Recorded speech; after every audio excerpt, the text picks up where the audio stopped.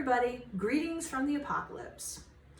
In today's episode of Things I Wish I Knew a Long Damn Time Ago, we're going to talk about a really simple way to avoid spending a huge amount of time on the floor looking for your stone when you're making bezels. I have this lovely emerald right here, pear-shaped, very pretty, that I'm going to make a bezel for. And I don't really want to crawl around on the floor a whole lot looking for my stone, which is a normal part of the process if you don't do this. So all I'm gonna do is take a little bit of my red sticky wax. This is like sprue wax, but almost all studios use it to pick stones up and put them in their settings and stuff like that. But honestly, you could probably use any kind of sticky type wax that you have. I'm gonna take a tiny little pinch, okay?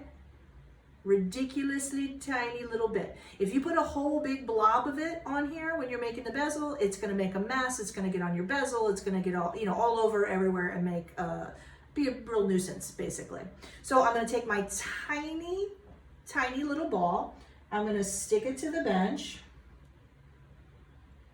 and then I'm just going to stick my stone down right on top of it like that. There should be no wax, sticking out beyond the stone anywhere, just like that.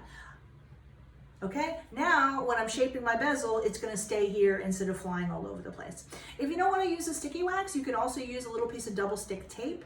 But I hate the residue it leaves on things, but that's just a personal emotional problem of mine. So if you like the double sticky tape better, go nuts. But it's just to really prevent you from spending a whole lot of time crawling around on the floor.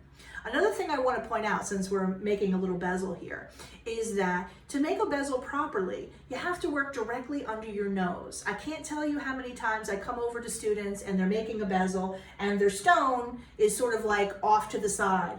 Now, if it's off to the side, you can't see the little gaps, you can't really see what you need to see to get a well-fitting bezel. So make sure you pause and take a moment and put it down on the bench, literally directly under your nose, so that when you're doing your shaping, you can see every single thing that you need to see. That's it.